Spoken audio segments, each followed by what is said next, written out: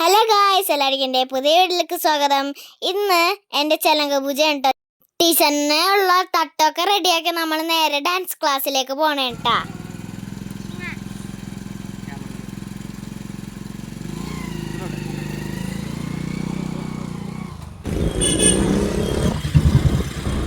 അപ്പം നമ്മൾ ഡാൻസ് ക്ലാസ്സിൽ എത്തിയിട്ടുണ്ട് കേട്ടോ. അവിടെ ചെന്നപ്പോൾ എൻ്റെ കൂട്ടുകാരിമാരൊക്കെ അവിടെ നിൽപ്പുണ്ടായിരുന്നു. നല്ല സൂപ്പറായിട്ടാണ് കേട്ടോ വന്നേക്കണത്. ഇതാണ് എൻ്റെ കൂട്ടുകാരി ജാനി.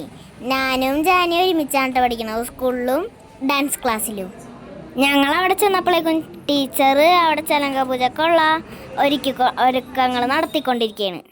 ജാനിയുടെ തൊട്ട അവിടെ ചെണ്ട ശരിയാക്കിയത്. ജാനി അതിൻ്റെ ഇടയിൽ കിടന്ന് വരികയൊക്കെ ചെയ്യുന്നുണ്ട്. അപ്പം അഞ്ചാൻ്റെ അതൊക്കെ വെച്ച് നല്ല ഭംഗിയാക്കേണ്ടാ.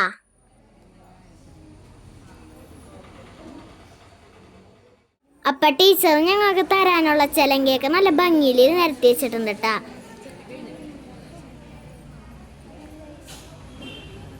അപ്പ പൂജിക്കാനായിട്ട് തിരുമേനി വന്നിട്ടുണ്ട് കേട്ടാ. അപ്പൊ കുട്ടികളുടെയൊക്കെ പാരൻസ് ഒക്കെ വന്നിട്ടുണ്ട് കേട്ടാ. അപ്പൊ ടീച്ചർ വിളക്ക് കൊളുത്താനായിട്ട് പോവേണ്. അതേപോലെ തന്നെ ഏതൊരു കലയും മുന്നിലേക്ക് കൊണ്ടുപോകണമെങ്കിൽ ഇല്ലെങ്കിൽ പഠിക്കുന്ന വ്യക്തിയിലൊക്കെ ഗ്രഹിക്കണമെങ്കിൽ ഗുരുത്വം എന്നുള്ള സാധനമുണ്ട്, ശരിയല്ലേ? പഴയ കാരണവന്മാരൊക്കെ പറയും ഗുരുത്വം വേണം ഉണ്ടാകേണ്ട. ആ ഗുരുത്വം ഉണ്ടാവാനായിട്ട് നമ്മള് ദക്ഷിണാമൂർത്തിയായ ശിവന്റെ ഭാവത്തെ നമ്മൾ പൂജിക്കുന്നതാണ് ഈ ചലക പൂജ കൊണ്ടൊക്കെ ഉദ്ദേശിക്കുന്നത്. അതേപോലെ തന്നെ ഒരു സരസ്വതിയെ എല്ലാത്തിനെയും കലകളുടെ ദേവതയായിട്ടാണ് നമ്മൾ ഭഗവതിയെ പറഞ്ഞു.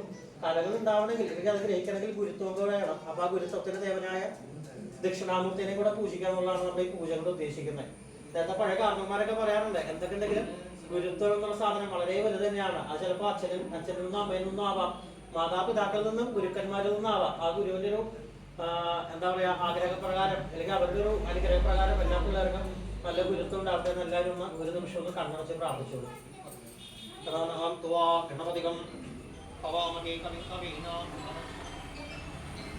അപ്പതേ പൂജയൊക്കെ കഴിഞ്ഞത് കാത്തിരുന്ന നേരം വരേണ്ടാ. എനിക്ക് സ്വന്തമായിട്ട് ചെലങ്ക കിട്ടാനായിട്ട് പോവാണ്. ആദ്യം തന്നെ ജാനിയുടെ ഏട്ടാ. ജാനിക്കാണ് ആദ്യം തന്നെ ചെലങ്ക കിട്ടിയത്. അപ്പൊ അടുത്തത് ഞാനാട്ടാ. ഞാൻ തട്ടൊക്കെ പിടിച്ച് റെഡി ആയിട്ടിരിക്കാട്ടാ.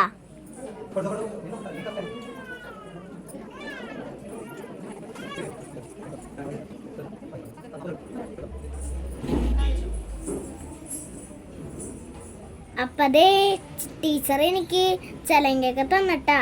പിന്നെ ചെലങ്ക അനുഗ്രഹിച്ച് പിന്നെ എനിക്ക് ഓർണമെന്റ്സും തന്നിട്ടോ.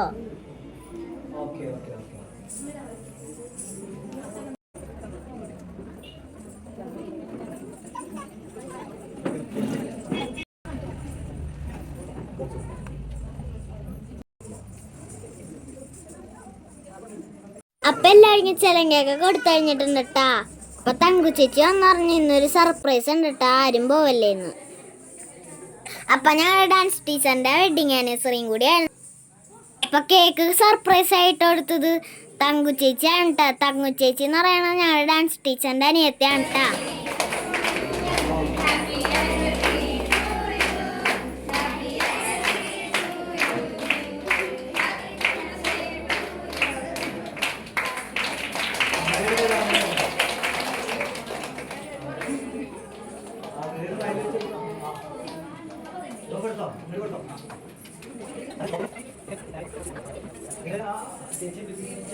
കേക്ക് മുറിയൊക്കെ കഴിഞ്ഞ് യൂണിഫോമൊക്കെ ഇട്ട് ഞങ്ങൾ നേരെ ചക്കമരശ്ശേരിയിൽ ഫോട്ടോഷൂട്ട് എടുക്കാൻ പോയിട്ടാ.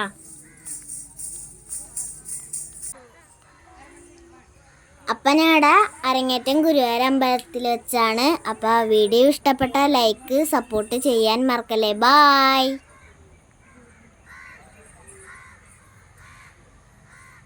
അപ്പോൾ ഗുരുവായൂർ അമ്പലം നടയിൽ വെച്ച് കാണാം. ബായ് ഉമ്മ.